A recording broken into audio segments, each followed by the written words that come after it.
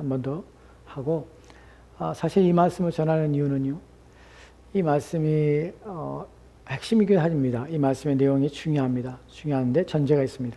전제가 에베소 6장 10절부터 시작해서 12, 13, 14절, 15절까지 나오는 하나님의 전신갑주에 대한 말씀을 전하기 위해서 이 말씀을 전제적으로 말씀을 드리는 것입니다. 왜냐하면 이따 나중에 보겠지만 에베소 6장의 10절부터 시작해서 나오는 내용들, 거기서 우리가 강관하라, 그리고 마귀의 계기에 대해서 어떠한 싸움을 싸우고 있는지에 대해서 우리가 말씀하고 있습니다. 그런 내용들을 여러분이 숙지하고 이해하기 위해서는 필요성에 대해서 전제할 필요가 있습니다. 그래서 마귀에 대한 얘기를 좀 생각해 보려 합니다. 여러분, 그리스도인이라는 것은 존재의 양식이 달라진다는 사실에 대하여 많은 사람들이 인식하지 못하고 살고 있습니다. 존재의 양식이라는 것이 무엇입니까? 한 사람이 살아가는, 그리고 한 사람이 존재하는, 그다음에 존재하는 상황들, 또한 존재의 방식들, 존재하게 되는 내용들, 이 전체의 모든 것들을 모양, 형태, 이런 걸 존재의 양식이라고 합니다. 그리스도인이 되는 순간 이 사람은 다른 차원에 들어오게 되며 다른 차원의 존재의 방식으로 또한 존재가 됩니다. 존재의 양식이 달라지게 되는 것이, 이것이 그리스도인들이 가지게 되는 특별한 상황입니다. 어려운 말 같지만 왜 이 말씀을 드리는가 하면 이런 사실에 대하여 많은 사람들이 인식하지 못하고 살고 있어요. 왜 인식하지 못할까? 첫 번째는 이렇습니다. 첫 번째는 많은 사람들이 내가 그리스도 예수를 믿는다는 그 믿음의 고백으로 자신이 그리스도인이라고 확신하는 잘못된 방식 때문에 사람들은 자신의 존재의 방식이, 존재의 양식이 달라졌다는 사실을 인식하지 못합니다. 한마디로 말하면 무엇이면 구원받지 못한 사람 때문에 그래요. 존재의 양식이 신자 속에는 존재의 양식이 달라졌다는 사실을 인식하게 됩니다. 내가 다른 존재였다는 사실을, 나는 다른 존재의 방식으로 삶을 요구받고 있다는 사실을 인식하게 되는 것이에요. 그런데 내가 믿는 사실을 믿는 것은, 그 믿음으로 자신이 구원받다고 생각하는 것은, 이것은 존재의 양식이 달랐다는 사실을 피부로 느끼지 못합니다. 그리고 경험으로 느끼지 못하고요, 지식으로도 느끼지 못합니다. 왜 신자가 세상 속에 살면서 다른 삶의 방식을 고수하고 다른 방식의 삶을 살게 되냐면 존재의 양식이 달라지기 때문에 그래요. 두 번째로는 이러한 사실에 대해 고민하지 않고 가르침받지 못하기 때문에 이러한 사실에 대해 인식하지 못합니다. 어려운 얘기를 지금 꺼내고 있지만 오늘 내용을 통해서 여러분이 그 내용이 무엇인지를 확인해야 될 것입니다. 우리는 성경을 통해서 예수님께서 말씀하신 내용 중에서 우리의 존재의 양식이 달라졌고 존재의 방식이 달라졌다는 사실을 확인하게 됩니다. 우리가 살펴볼 첫 번째 말씀은 무엇이냐면 요한복음 17장 9절 말씀입니다. 같이 따라합시다. 시작. 내가 그들을 위하여 비옵나니 내가 비옵는 것은 세상을 위함이 아니요 내가 주인 자들을 위함이니이다. 그들은 아버지의 것이로소이다. 아멘. 본문은 요한복음 17장은 예수님의 대제사장적인 기도입니다. 이 땅을 떠나기 전 그분은 하나님 앞에 기도하셨습니다. 기도의 큰 내용들 속에는 첫 번째는 자신에게 주신 자들, 현재 자신이 주신 자들을 위해 기도하였고, 두 번째는 주실 자들을 위해 기도했습니다. 미래에 자신을 믿게 될 자들을 위해서 예수님께 기도하십니다. 그래서 우리를 향한 중보 기도였어요. 이 기도 가운데 예수님 이런 말씀하십니다. 내가 그들을 위하여 비옵나니 청원하며 기도합니다. 내가 비옵는 것은 이 세상 사람들, 비옵는 것은 세상 사람을 위함이 아니요 내게 주신 자들을 위함이니이다. 그들은 아버지의 것이로소이다 라고 말합니다. 여기서 우리는 여러분이 알지 못하는 또 하나 가지 있습니다. 무엇이냐면 예수님의 대제사장적인 기도는 이런 것들이 사실 성경 읽기에 대해서 여러분들이 제대로 바르게 읽고 궁금증을 가져야 되는 것이에요. 존재의 양식이 바뀌어지면 예수님에 대해 알고 싶어 합니다. 그분이 한 행동, 그분이 하는 일들에 대해 왜 그럴까 하는 것들 생각해 봐요. 잠깐 말씀을 드리면 이런 것입니다. 여기서 경륜적 삼위일체라는 내용, 신학적인 내용이 나와요. 경륜적 삼위일체란 말은 계획과 하나님의 일을 이루시는 방법 속에서 삼위일체의 역사라는 것이 경륜적 삼위일체라는 말의 표현입니다. 이 말이 어렵지만 왜 이런 말이 들어가게 되면 성부 하나님과 성자 하나님과 성령 하나님은 동일 본질입니다. 삼위일체죠. 동일 본질 속에서 가지고 있는 영광은 동일합니다. 모두가 다 하나님이십니다. 이 삼위의 관계 속에서 서로의 어떤 관계를 갖고 계시냐면 동일 본질과 동일 영광 속에서 이분들은 서로에게 어떠한 청원이나 기도하지 않습니다. 하나님을 위하여 청원한다는 것은, 기도한다는 것은, 이것은 삼위일체의 본질적인 요소에 위배됩니다. 결코 할 수 없는 일입니다.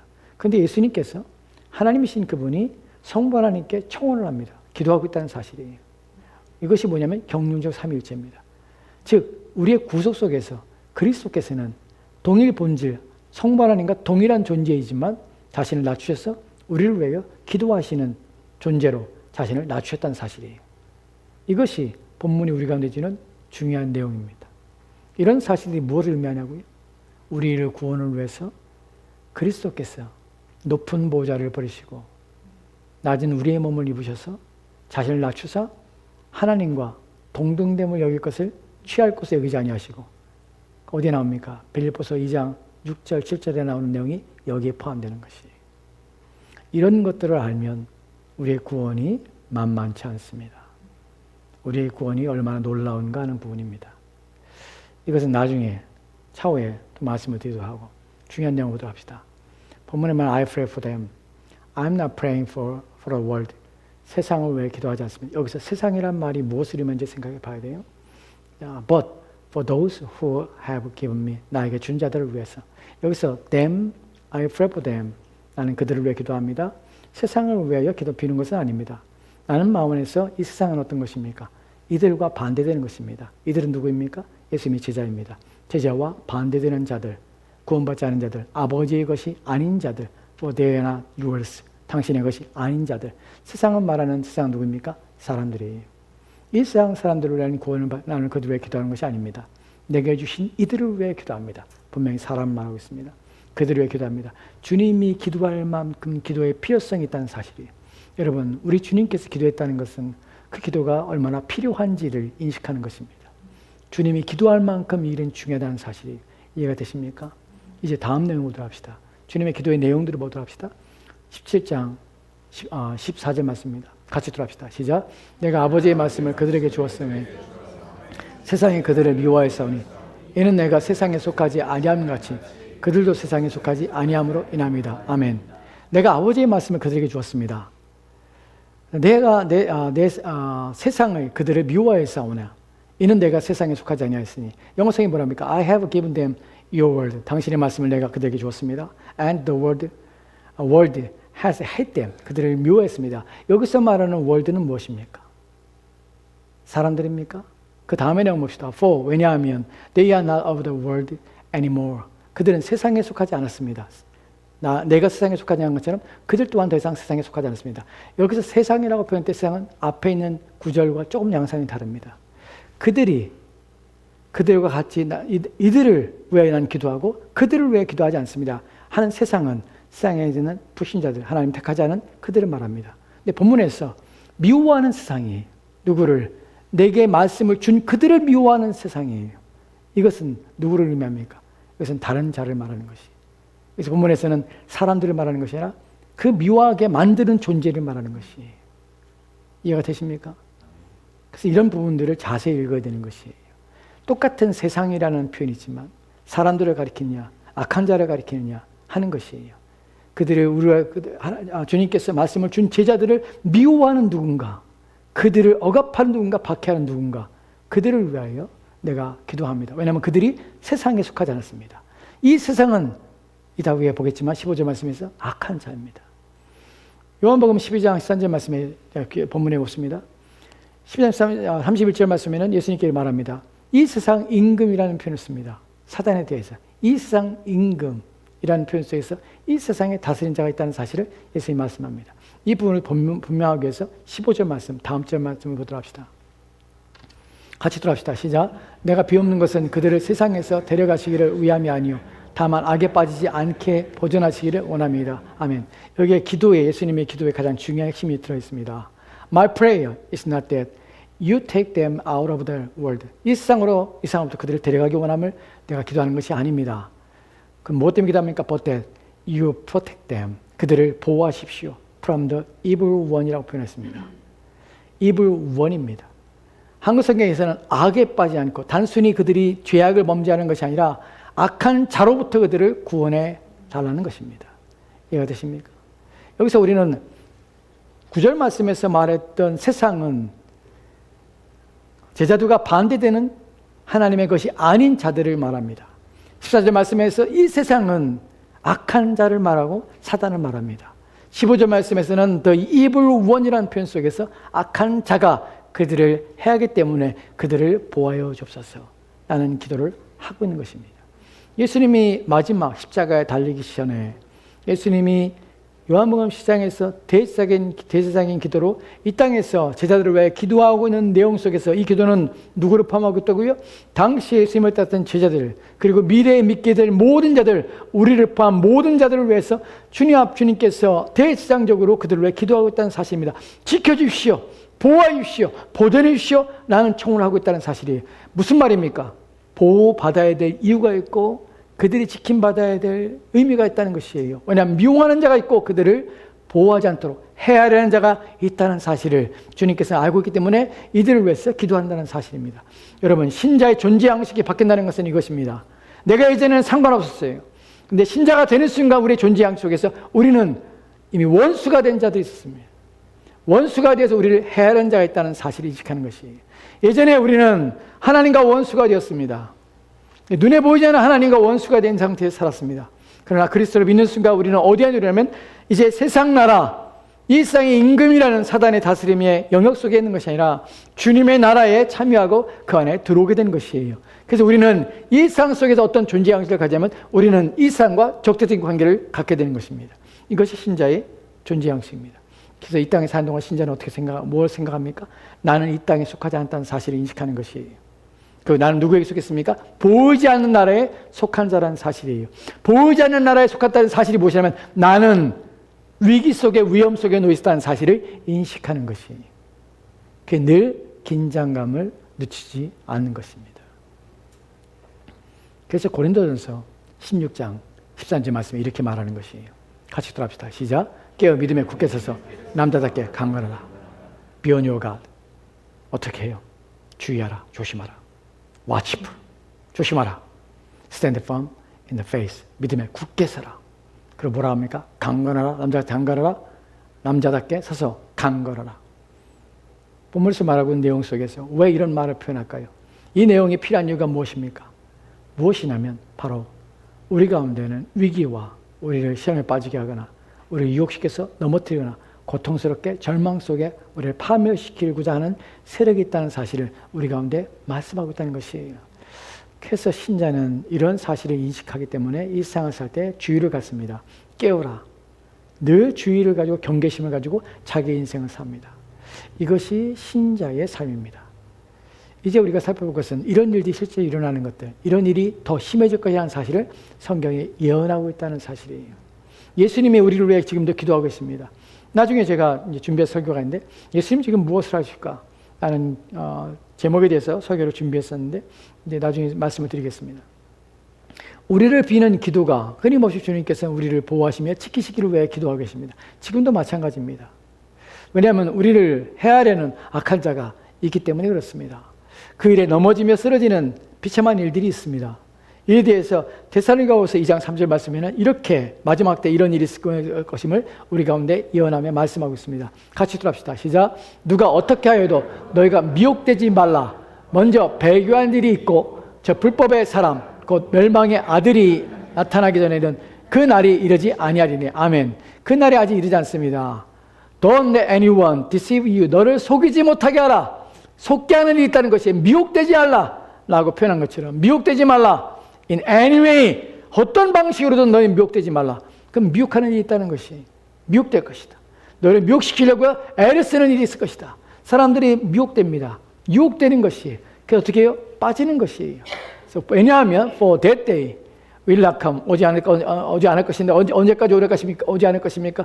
The rebellion, the 배반하는 자들이 일어나고 그리고 불법한 자들이 일어나 밝혀질 때 그때까지. 그래서 그들이 멸망의 아들들이 멸망에 들어가는 것, 운명 지어지는 그 사람들이 나타나기 전까지는 어떻게 이런 일들이 있을 것이라는 것이.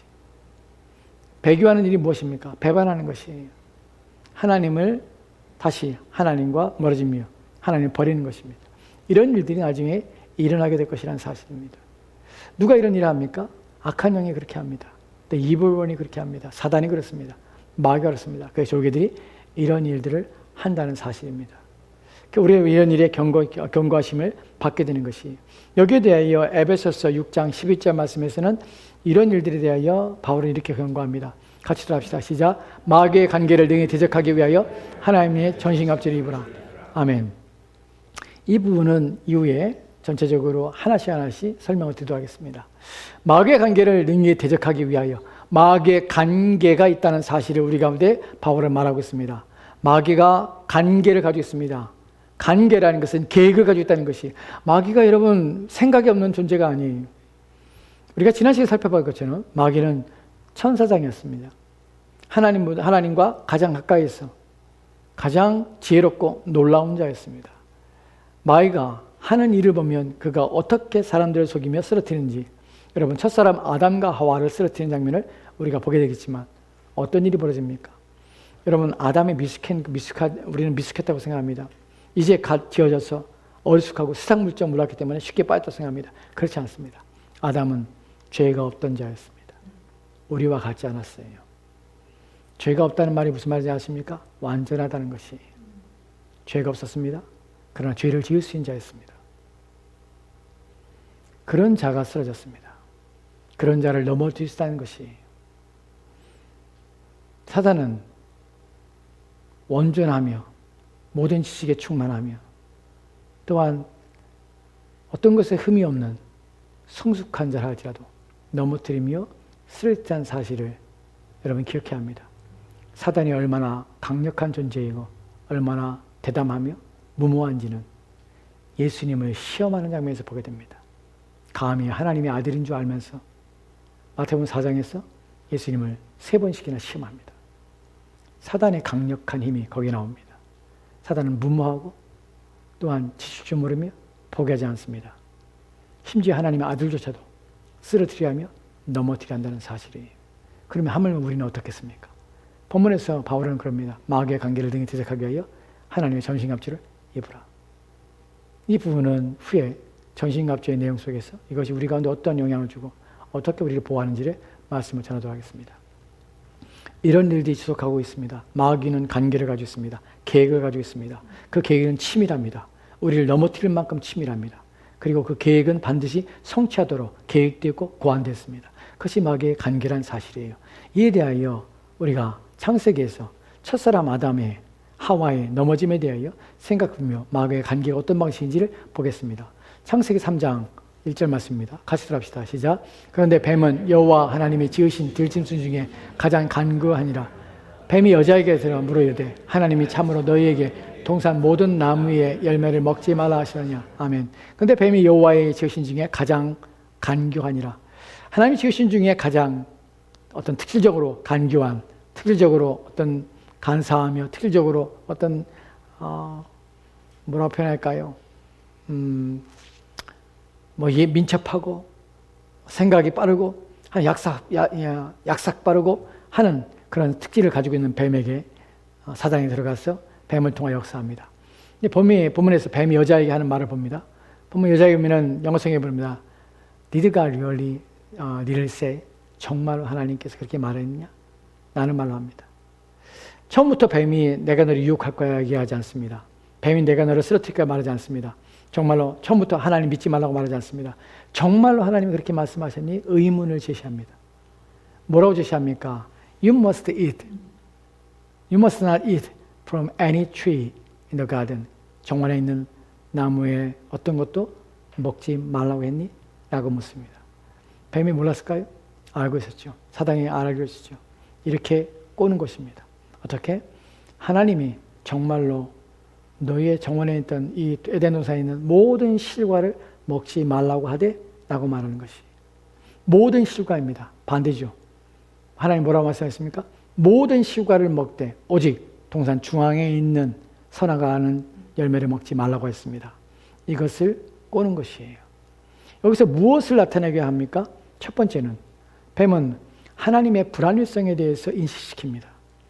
하나님에 대해 의심을 품기 시작하며 하나님께서 제한과 또 하나님께서 억압과 또 하나님께서 그의 기쁨을 빼앗는 자처럼 여겨지게 하는 것이에요. 정말로 하나님께 그렇게 말씀하셨냐? 동산의 모든 나무의 실과를 먹지 말았냐? 사실은 모든 나무의 실과를 먹고 오직 하나의 나무를 먹지 말았는데 그것을 모든 나무를 먹지 말았냐? 하나님 불합리하시냐?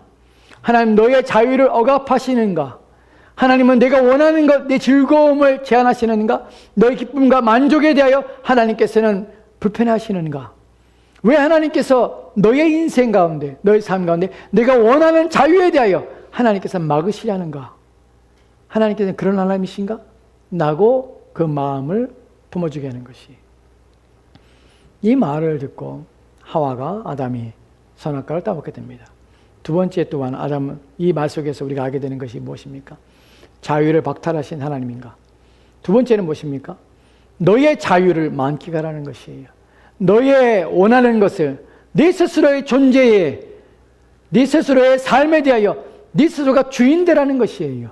하나님이 제한하시는가? 너는 그렇게 제한을 받을 만한, 제한을 당하는 것에 굴복하지 마. 너는 자유가 있고 너는 하고자 하는 의지가 있고 네가 원하는 것을 해도 되는, 너는 독립적인 주체야. 그러니까 너는 그렇게 해도 돼.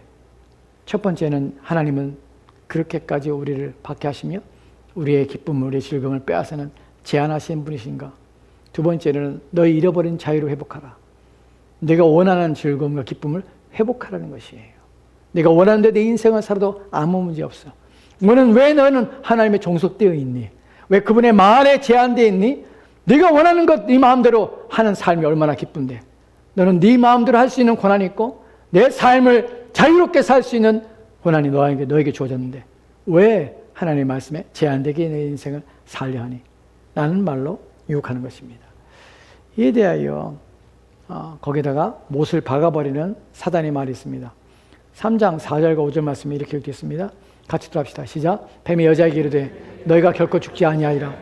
너희가 그것을 먹는 날에는 너희 눈이 밝아져 하나님과 같이 되어 선악을 알 줄 하나님이 아심이라. 아멘. 뱀이 여자에게 이르되 너희가 결코 죽지 아니하리라. 결코 죽지 아니하리라. 여러분, 창세기 2장에서 하나님께서 아담과 행위 언약을 맺을 때 하나님이 이렇게 말씀하십니다. 동산의 모든 열매를 임의대로 먹되 라는 표현을 씁니다. 아카르라는 히브리어 단어가 두 번 절대형으로 연계형으로 표현됐습니다. 두 번 반복합니다. 먹고 먹으라는 것을 한글 성경에서 어떻게 번역했습니까? 임의로 먹으라는 말로 표현했습니다. 먹고 먹으라는 것이에요. 마음대로 먹으라는 것이. 내가 너의 자유를 제한하는 것이 아니야. 네가 먹을 수 있는 대로 마음대로, 네 임의로 네가 먹고 싶은 대로 먹어 라고 하나님 말씀하십니다. 그거 단 하나, 동산 중앙에 있는 나무 열매를 먹지 말라. 먹은 날에는 무트라는 것이 히브리어 단어입니다. 죽으리라. 무트. 그것을 두 번 반복하십니다. 여러분, 그것을 지나가는 말로 하신 것이 아니에요. 그냥 아담의 한 귀로 듣고 한 귀로 흘려버리는 정도로 그런 분위기 속에 준 것이 아니에요. 뭐라고 말하냐면 무트예요. 너는 죽고 죽으리라. 그 말이 한국 성경에는 반드시 죽으리라는 말로 번역된 것이에요. 그 말은 쉽게 올 수 있는 말이 아닙니다. 넌 죽고 죽어. 먹지 마. 여기에는 두 가지가 있죠. 하나는 먹고 먹어. 네 마음대로 먹으라는 자유가 포함되어 있고, 하나는 죽고 죽어. 너를 위해서 넌 죽기 때문에 절대로 먹지 마. 라는 것이 제한됐습니다. 이 제한 속에서 하나님께 우리 가운데 원하신 건 무엇이냐면, 하나님 주신 자유를, 하나님 주신 기쁨을 누리기 원하지만 오직 한 가지를 통하여서 우리는 하나님 되심을 인정하는 것이에요. 선악과를, 동산 중앙에 있는 과일 하나를, 그 나무의 열매를 먹지 않은 말미암아서 우리는 하나님의 되심에 대하여 아담은 인정했어야 됩니다. 나는 내 스스로가 사는 존재가 아니라 하나님에 의해서 사는 존재이며, 나는 하나님이 아니라 나는 피조물임을 그 하나로 인정하는 것이에요. 하나님이 주인이십니다. 나는 고백하는 것을, 그 하나의 명령을 지킴으로 순종하며 그 자리를 지킴으로 영광스러운 삶을 사는 것이. 그런데 아담은 하나님에 의하여 하나님의 영광이 아니라 자신의 영광을 추구하며 살고 싶었던 것이에요. 뱀이 여자에게 내가 결코 죽지 아니하려는 하나님의 말씀에 대하여 반박을 합니다. 결코 죽지 아니하리라. 죽지 아니하리라 라는 말을 듣습니다. 그리고 다음에 뭐라 합니까? 너희가 이것을 먹는 날에는 너희 눈이 밝아져서 하나님과 같이 되리라. 하나님과 같이 되리라. 너는 하나님의 피조물 중에 하나가 아니라 너는 하나님의 하나님의 지배와 다스림만 존재하라. 너는 하나님과 같이 되리라. 하나님과 동등되리라. 너의 자유와 너의 권한은 누구도 제한할 수 없는, 너는 자유로운 존재가 되어서 내가 원하는 것 마음껏 할 수 있는 그런 존재가 되리라. 죽지 않고 너는 영원히 살며 하나님과 같이 될 것이다 라는 말을 사단이 합니다. 근데 문제는 무엇이냐면 이것은 결코 사단이 줄 수 있는, 사단이 해결할 수 있는 문제가 그거 아니라는 사실이에요. 사단에게는 누구를 죽고 살리는 문제에 대해서 하나님 허락 없이 그가 할 수 있는 문제가 아닙니다. 근데 그것을 부인하게 하며 자신이 그런 존재임을 부각시키는 것이죠. 두 번째로는 하나님과 같이 된다는 것은 어느 표정부터 하나님과 같이 될 수 없습니다. 자신 또한 하나님과 같이 될 수 없어요. 사단 또한. 사단 하나님의 피조물입니다. 그렇기 때문에 사단은 하나님의 통제 아래에 있습니다. 제한된 허용 가운데서만 일을 합니다. 그럼에도 불구하고 사단은 마치 자신이 그런 것처럼, 마치 우리 주님께 얘기했던 것처럼 주님께 모든 세상 영광을 보여주면서 이것을 다 너에게 주리라 라고 말하는 것처럼 거짓말의 아비입니다. 요한복음 8장 44절 말씀에서 8장 44절 말씀에 뭐라고 말합니까? 예수님께서 너희 아비는 마귀라. 마귀는 처음부터 거짓말한 자라. 그런 자기 속에 있는 것을 가지고 얘기하느라. 마귀는 거짓말장입니다. 그는 처음부터 거짓말한 자였습니다. 그리고 거짓말을 가지고 사람들을 속입니다. 죽지 않을 것이라고 말합니다. 그리고 내 자유를 찾으며 내가 원하는 대로 살리라. 너는 하나님같이 되리라. 라는 말을 합니다. 여러분 여기서 우리가 잘 창세기 3장 22절 말씀에서 뭐 없습니다. 하나 말씀을 드리면 하나님과 같이 되리라는 말이 사실은 이 말 속에서 담겨진 또 다른 의미가 있습니다. 창세기 3장 22절 말씀에 하나님께 그렇게 말씀하십니다. 이들이 선악을 아는데 우리와 같은 자가 되었으니 우리 중 하나가 됐으니 라는 표현을 씁니다. 그래서 에덴에서 쫓겨나게 돼요. 선악을 아는 일에 우리 중 하나와 같이 됐다는 표현이 무엇이냐면 인간은 능력 면에서 권한 면에서 하나님과 같이 된 것이 아니라 선악을 아는 면에서 하나님과 같이 됐다는 것이, 이 말이 무슨 말입니까? 선악을 안다는 말이 무슨 말입니까? 하나님만이 선악을 압니다. 선악을 아는 일에 우리 중 하나와 같이 됐다는 표현을 씁니다. 삼위 하나님이 선악을 아십니다. 무슨 말입니까? 선악의 판단의 기준은 누구입니까? 하나님이십니다. 무엇이 악이고 선인지는 하나님이 결정하시는 것입니다. 누구에게만 있습니까? 하나님께만 있는 것이에요. 선악을 아는 일에 우리 중에 하나가 같이 됐다는 것은 선악을 판단하며 선악을 구분하며 결정하는 일은 오직 하나님께만 있습니다. 우리가 선하다 할지라도 하나님이 악이라 하시면 악입니다. 하나님 눈에 보기 좋아야 선입니다. 근데 이 기준이 사람의 눈에 들어왔습니다. 어떻게 합니까? 자기 눈에 옳은 것은 선이라고 여기는 착각을 하게 되는 것이에요. 왜 세상의 법이 다 각기 다릅니까? 왜 사람들의 도덕이 각기 다릅니까? 왜 윤리가 다릅니까? 왜 그런 기준을 갖게 됩니까? 왜냐하면 자기 기준을 갖기 때문에 그래요. 어떤 사람은 어떤 일에 대해서 사진을 하거나 도둑질을 하거나 모든 사람이 불의하다고 여기는 일도 있지만 어떤 것은 사람들의 생각과 판단이 각기 다릅니다. 어떤 사람은 그것이 악이라고 생각하는 반면에 어떤 사람은 그 정도는 괜찮다고 여기는 사람도 있습니다. 이 기준이 무엇을 정해집니까? 자기 자신이 하나님 되어서 선악을 판단하는 기준을 각기 인간이 갖게 되기 때문이에요. 왜 사람들이 죄인이라고 여기지 않는지 아십니까? 자기가 하나님 앞에 얼마나 불의한 자인지 인정하지 않는다면 내가 그렇게까지 지옥에 갈 만큼 죄를 짓지 않았다고 여기는 이유는 무엇입니까? 왜 미국인 중에 크리스찬 중에서 한 60% 70% 이상이 자기는 교회를 다니지 않으면서 여전히 자기는 구원받을 거장이 천국에 갈 때까지 하고 믿는 이유가 무엇입니까? 나는 여전히 다른 사람보다 도덕적으로 윤리적으로 괜찮다고 얘기하는 것이 누구의 기준입니까? 나의 기준이에요. 나의 기준. 사람들은 자기의 기준으로 천국에 갈 것이라고 생각해요. 내 기준은 나는 괜찮다고 얘기해요. 그게 나는 하나님 보시기에 옳다고 생각해요. 그러나 로마서 2장에서 하나님께서 뭐라고 말씀하십니까? 모든 심판은 진리대로 되리라. 왜 그 말이 왜 무서운지 아십니까? 모든 심판은 진리대로 되리라. 하나님 말씀대로 된다는 것이에요. 네 기준이 너의 심판의 기준이 아니야. 네가 내 앞에 섰을 때 너의 마음의 결정과 내가 옳다고 여기다 행했던 그 모든 것들이 너의 판단과 너의 결정과 또한 내가 그것을 할 때에 너 스스로 네 자신을 합리화시킬지 모르지만 그것은 내 기준이고 내 기준은 나의 심판의 판단 근거가 아니야. 내 판단 근거는 내 말이야. 모든 심판은 진리대로 되니라. 이 말이 얼마나 무슨 말인지 아십니까? 우리는 각기 자신의 기준을 가지고 있습니다. 하나님 앞에 갔을 때에 그 기준을 가지고 가서 하나님 나는 의롭지 않습니까? 난 누구보다 의롭습니다. 누구보다 낫습니다. 나는 살인하지 않고 도둑질하지 않고 나는 다른 어떤 악한 일도 행하지 않습니다. 착하게 살려고 했습니다. 이 기준으로 나는 볼 때에 나는 천국에 간 것이 마땅하다고 여깁니다. 그때 하나님께서는 다른 기준을 주십니다. 내 법정에서는 너의 기준이 근거가 아니라 내 말이 근거야. 너는 내 말의 근거를 볼 때 너는 전혀 나와 상관없는 인생을 살았기 때문에 너는 이 말씀에 의해 진노를 받고 심판을 받는 것이 영원한 형벌에 되는 것이 마땅해. 나는 것을 듣게 되리라는 사실이 여러분 주의해야 합니다. 사단이 우리를 어떻게 속인지 아십니까? 우리의 마음과 생각 속에서 내 자유를 쟁취하라는 것이 내가 원하는 것을 하라는 것이 우리가 신앙생활에서 어려운 부분이 무엇입니까?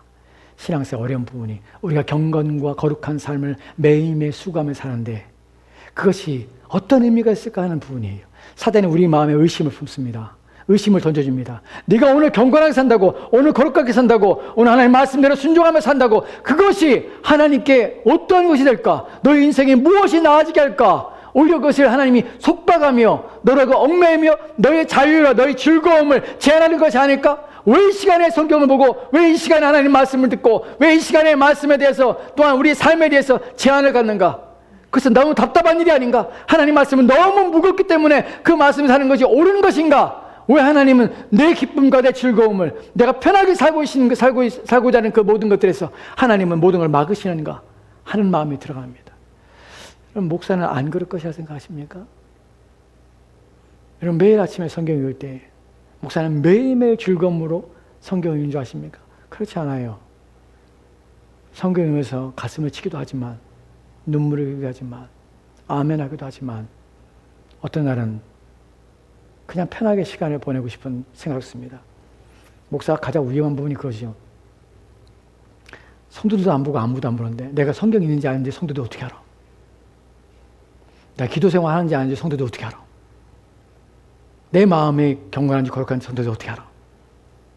아무도 안 보잖아. 내 마음도 살 수 있잖아. 내가 편하게 살 수 있잖아. 교회 나와서 주일날 예배 드릴 때 말씀을 전할 때 그때만 잘하면 되잖아. 여러분 그렇게 살 수 있나요? 왜 그래 됩니까? 왜냐하면 그분은 보이지 않는 가운데 나의 마음을 다 아십니다. 내 생각을 다 아십니다. 그리고 그것이 나로 하여금 망하게 하는 일 때문에 내게 그런 일을 주신 것이 아니라 그 일을 행할 때의 내 마음의 기쁨과 즐거움이 거기로부터 온다는 사실을 확신하기 때문에 그렇게 합니다. 성도들이 알아줘서 하는 이런 것이 아니라 성도들이 혹시 그렇게 의심할까 봐 그러는 것이 아니라 내 자신이 성도들 앞에 그렇게 살아야 된다고 그렇게 살아서 내가 떳떳하기 위해서가 아니라 그렇게 할 때 내 영혼이 위로가 되고 평강이 오기 때문에 그렇습니다. 경건은 하나님 우리를 제한하신 방식이 아니라 그렇게 살아야 내가 세상에 속한 자, 이 악한 자가 내 마음을 미혹하여 그가 내 삶을 흔들고 내 인생을 이끌어 미혹되게 하여 나라고 하나님 없는 인생으로 불행 속에 나를 던져놓지 않기 때문에 깨어있는 것입니다. 깨어 어떻게? 너희 믿음에 굳게 살아. 왜냐하면 사단이 나를 이끌어가는 것이 결코 나에게 유익이 되지 않기 때문에 그렇습니다. 하나님 없는 인생은 불행합니다. 정말 그렇습니다. 이 부분에 대하여 언제 설교를 하려고 합니다. 하나님 없는 인생의 불행, 평안함이 없고요. 위로가 없습니다. 삶에 공허하고 의미가 없습니다.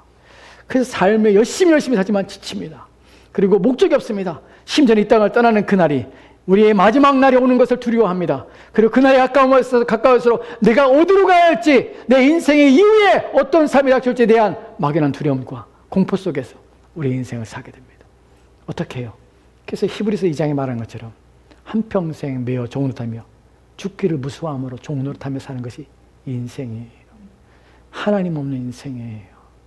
사단이 아담과 하와에게 유익을 주기 위해서 이렇게 한 것입니까? 정말로 그렇습니까? 아니요. 아까 우리가 살펴봤던 본문에서 뭐라고 말하니까 함께 멸망하는 것이에요. 데살로니가 2장 3절 말씀이 뭐라고 말했습니까? 함께 멸망하는 것이에요. 자기가 멸망하게 가는 것을 뻔히 봄으로 말미암아 함께 싸잡아서 하나님의 형상을 닮은 사람들을 하나님을 대적함으로 말미암아 그들과 함께 하나님께서 진노와 심판 가운데 불못에 던져주게 해요. 사단은 발악하는 것이에요. 사단은 결코 회개하지 못합니다. 악한 영들은 결코 회개하여 청교하지 못합니다. 그렇기 때문에 그들은 때가 오기 전에 하나님의 사람을 무너뜨리는 것이에요. 사단이 하나님의 사람을 무너뜨리는 이유가 무엇입니까? 하나님을 대적할 수 없습니다. 하나님을 대적할 수 있는 유일한 방법은 하나님의 형상을 닮은 우리를 무너뜨리고 사람을 무너뜨림으로 하나님의 형상을 무너뜨리는 것입니다. 그래서 우리를 공격하는 것이에요. 세상 사람들은 이미 하나님의 형상을 포기됐으며 하나님의 형상이 나타나지 않습니다. 그러나 그리스도 안에 있는 자들은 하나님의 형상을 회복하며 그리스도를 닮아가는 삶을 살기 위하여 애를 씁니다. 그것이 바로 하나님의 형상을 회복하는 유일한 방식이기 때문에 그렇습니다. 그것을 못 보겠는 것이에요. 하나님의 형상이 회복되는 것을 못 보겠는 것이에요. 하나님의 영광을 높이는 것을 못 보겠는 것이에요. 사단은 끊임없이 공격하며 쓰러뜨려 한다는 사실입니다. 그것이 어떻게 우리의 마음을 미혹함으로 내 자유와 즐거움, 기쁨을 추구함으로 인생의 쾌락을 쫓으며 인생의 육체의 즐거움을 빠지며 탐닉하며 살도록 그의 경건과 거룩함으로 자기 절제함으로 인내함으로 하나님 말씀을 순종함으로 그래야 이 땅의 모든 삶을 끊어버리고 자신을 거룩함으로 자신의 삶을 하나님께 영광을 위하여 사는 삶을 사는 일에 부단히 사단은 공격하며 무너뜨리게 하는 것입니다. 여러분 많은 경건했던 사람도 있습니다. 한때 경건했던 사람이 있습니다. 한때 하나님 말씀에 순종하였던 사람이 있습니다. 그러나 끝까지 가지 못하는 이유가 무엇입니까? 사단의 공격에 자신을 지켜내지 못하는 것이에요. 이렇게 한들 무슨 일이 있을까? 내가 10년, 20년 신앙생활 했지만 매일매일 기도하고 하나님 말씀을 읽고 그 말씀대로 따라 사는 거 얼마나 소리를 부르는데 다른 사람들은 그렇지 않은데 불구하고 잘 먹고 잘 사는데 나도 그렇게 살면 얼마나 평안할까? 내가 이렇게 부단히 내 스스로를 절제하며 인내하는 삶을 살아야 될 이유가 무엇일까? 그런다고 내 삶이 조금이나 나아진 것도 아닌데 내 육신이 조금 더 편안해진 것도 아닌데 왜 나는 이렇게 스스로를 제한하며 모든 욕구와 욕망을 제한하며 이렇게 인생을 살아야 될 것인가? 나는 비참한 것이 아닌가? 이런 마음을 사단이 우리 마음에 던져주는 것이에요. 그때 사람들은 실망감을 느낍니다. 누구에 대하여? 하나님에 대하여. 그리고 세상으로 돌아가게 되는 것이에요. 많은 사람이 그렇습니다. 오늘날 많은 교회들이 그렇습니다. 1900년도 한국의 부흥에 꽃을 피웠던 그때 물론 모든 자들이 경건했던 것은 아닙니다. 그러나 한국의 부흥이 일어나고 영적인 대각선이 일어나고 무엇인가 하나님께서 부어주시는 폭발적인 능력과 힘이 있었던 것처럼 느껴지는 그 시대. 그러나 그때부터 한국교회는 넘어지기 시작합니다. 90년대 한국교회 개혁하며 또 한국교회를 새롭게 하겠다고 많은 단체들이 일어나서 한국교회의 정화를 외쳤습니다. 2000년도 그 정화는 옛 과거의 구호가 되었고 교회들은 쓰러져 나가며 무너졌습니다. 지금 회복할 수 없습니다. 누가 그렇게 한 겁니까? 사람들이요? 아니요. 눈에 보이지 않는 사단이 교회를 무너뜨린 것입니다. 왜 우리 주님께서 마태복음 16장에서 이렇게 말씀하십니다. 베드로에게 바요나 내게 복이 있도다. 이를 알게 하시니 내가 아니라 보이지 않는 하나님이시다 라고 말씀합니다. 그리고 하신 말씀은 음부의 권세가 내가 내 교회를 이 반석 위에 세우리니 음부의 권세가 이기지 못하리라. 음부의 권세가 교회를 무너뜨릴 수 있습니다. 사단의 권세가 교회를 무너뜨립니다. 그러니까 주님께서 교회를 지키신다 합니다. 참된 교회 하나님의 말씀에 순종하며 진리에 따라 하나님께 선 교회들은 무너지지 않을 것입니다. 험악한 시대에도. 왜요? 그들은 하나님께 대하여 하나님 말씀에 대하여 그 말씀이 생명이 말고 그 말씀을 추구하며 쫓으며 사는 자이기 때문에 그렇습니다. 오늘날 시대에 캄캄한 시대에 진리의 말씀을 보여잡고 사는 사람들이 필요한 이 시대를 우리는 살고 있습니다. 사단의 유혹과 사단의 미혹 속에 살고 있습니다. 여러분의 존재 양식을 인식하십시오. 그리고 존재 양식에 바르게 합당하게 여러분의 삶을 사십시오. 그것을 성경이 이렇게 표현합니다. 부르심에 합당하게 살아라. 부르심에 합당하게 살아라. 너희들은 세상에 속한 자들이 아니라는 사실을 기억합시다. 마지막으로 세 구절 성경이 있는데 그 구절 보고 마치도록 합시다. 태상 21장 1절 말씀입니다. 같이 돌아합시다. 시작. 사단이나 이스라엘 대적하고 다윗을 충동하여 이스라엘 계수하니라. 사단이 일어나서 다윗을 칩니다. 이때에 다윗이 번성하였습니다. 모든 나라를 전쟁을 다 제압하고 모든 나라를 속국으로 만들며 평안할 때입니다. 이때 다윗의 마음속에 군사를 사람들을 계수해야지 라는 생각한 것이죠. 왜 계수한 것입니까? 이에 대해 사무엘하 24장 봅시다. 사무엘하 24장 3절 말씀에 이렇게 읽겠습니다. 같이 돌아봅시다. 시작.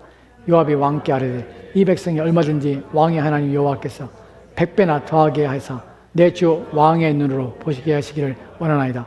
그런데 내 주 왕은 어찌하여 이런 일을 기뻐하시나이까 하되 아멘. 요압이 그렇습니다. 요압이 참 좋은 사람 아닌데 요압이 왕에게 말합니다. 이 일에 대하여 왜 왕이 이렇게 합니까? 여호와께서 왕을 더 100배나 더 많게 하실 것인데 왜 이 일을 기뻐하십니까? 하나님 기뻐하지 않는데 왜 이 일을 기뻐하십니까? 여호와 왕께 이르되 이 백성이 얼마든지 왕의 하나님 여호와께서 100배나 더하게 하실 것입니다. 왜 이 일을 하십니까? 내 주 왕의 눈으로 보게 하시기를 원하나이다. 그런데 내 주 왕은 어찌하여 이 일을 기뻐하십니까? 이 일을 하나님이 기뻐하시는 아닙니다. 무슨 말입니까? 왜 백성을 계수합니까? 전쟁에 나갈 사람이에요. 전쟁에 나가는 것이 왜 계수하는 것이 왕의 마음을 기뻐합니까? 왜냐하면 내 군사력이 강대하기 때문에 내가 이제 든든히 서리라. 얼마 동안 계수하냐 하십니까? 9개월이에요. 9개월 동안 인구조사를 합니다. 9개월 동안 다윗은 계속해서 사단에게 매여 있습니다. 한 번도 후회하지 않습니다. 요압이 이렇게 말하는데도 다윗은 바꾸지 않습니다. 9개월 동안 조사를 하게 하는 것이에요. 사단에게 유혹당하고 미혹당하면 경건 하루아침에 무너집니다. 9개월 동안 양심에 갇혀 뒀습니다. 비참합니다. 24장 10절 말씀에는 다윗이 이때야 깨닫습니다. 10절 말씀 볼까요? 같이 답시다. 시작. 다윗이 백성을 조사한 후에 그의 마음에 세척하고 다윗이 여호와께 아뢰되 내가 이 일을 행함으로 큰 죄를 범하였나이다. 여호와 이제 간구하옵나니 종의 죄를 사하여 주옵소서. 내가 심히 미련하게 하였나이다 하니라. 아멘. 영어 성경에 이렇게 표현됐습니다. David was conscience stricken. 무슨 말입니까? 양심이 친 것이. 양심이 쳤습니다. 양심이 슬퍼하기 시작한 것이. 언제? 9개월 뒤입니다. 여러분, 우리가 깨어있지 아니하면, 주의를 기울이지 않으면 사단이 다윗도 무너뜨립니다. 그렇다면 9개월 동안 비참한 마음으로, 완악한 마음으로 인생을 사시다는 것이 마음에 평안도 없이 고통 가운데 있을 수 있습니다. 왜 주의해야 됩니까? 왜냐하면 사단이 우리를 삼키려고 우는 사자처럼 우리를 찾고 있기 때문에 주의를 기울이셔야 합니다. 여러분은 삶에 매여서 주어지는 인생의 삶의 일들만 행하는데 온 힘을 기울여 살면 안 되는 사람들입니다. 그래서 열심히 살아야 합니다. 그러나 그 모든 걸 하나님께 맡겨야 합니다. 우리의 사는 삶은 하나님 손에 있습니다. 내가 충성을 다하고 열심을 다하며 헌신하는 것은 하나님께 그 방식으로 나를 먹이시며 기르시며 나를 보존하시는 방식이기 때문에 그렇습니다. 그러나 그것은 2차적인 문제입니다. 1차적인 우리의 문제는 우리의 영적인 문제입니다. 여러분의 육이 잘 되는 들들, 여러분의 영혼이 망한다면 육은 함께 망하는 것입니다. 육이 먼저가 아니라 여러분의 영혼이 먼저임을 기억하십시오. 여러분의 영혼을 지키는 일에 온 힘을 기울이시기 바랍니다. 자신을 지키십시오. 그리고 이때에 경건과 거룩함으로 주님 오신 그날까지 여러분의 믿음이 온전케 되기를 위하여 수고하십시오. 기도합시다. 하나님, 오늘 주의 말씀을 통하여서 사단이 유혹하는 방식과 또한 우리가 무엇을 어떻게 하며 또한 지켜내야 되는지를 깨닫고 주의 말씀을 통하여 우리가 어떠한 존재의 양식과 방식 가운데 사는 자로 부르심받았는지를 알게 되었습니다. 우리가 그리스도에 있지 않게 하옵소서. 우리에게는 이제 우리가 원수가 된 자가 있음을 기억하게 하옵소서. 악한 자가 우리를 넘어뜨리며 쓰러뜨리기 때문에 주님께서는 우리를 위해 기도하고 계시며 또 우리의 영혼은 날마다 주 앞에 서서 하나님을 신뢰하며 믿음으로 살아야 됨을 기억하게 하옵소서. 주시는 그날까지 변함없는 믿음, 또한 끊임없이 새로워지는 믿음, 그리하여 선한 싸움을 마치는 그날까지 최선을 다하도록 주여 도와주시옵소서. 우리의 인생과 삶을 지키시기를 소망하며 감사드리며 예수님 이름으로 기도합니다. 아멘. 다 같이 나 찬송합시다. 다 같이 찬송가 310